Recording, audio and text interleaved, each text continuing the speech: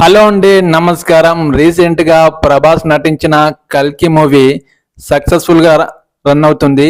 ఈ మూవీలో నటించిన ప్రతి ఒక్క క్యారెక్టర్ ఈ సినిమాకే హైలైట్గా నిలిచింది. ఈ మూవీలో కృష్ణుడి పాత్ర పోషించిన క్యారెక్టర్ మాత్రం ఫేస్ మాత్రం రివీల్ చేయలేదు.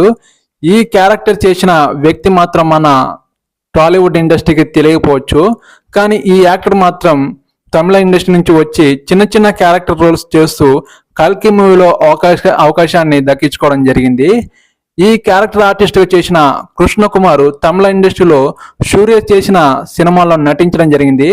ఇప్పుడు కల్కి మూవీలో కృష్ణుడి పాత్రలో చేయడం జరిగింది. ఈ కృష్ణుడి పాత్ర పార్ట్ 2లో సూపర్గా ఉండబోతుందని నాగ్ అశ్విన్ కూడా అనౌన్స్మెంట్ చేయడం జరిగింది.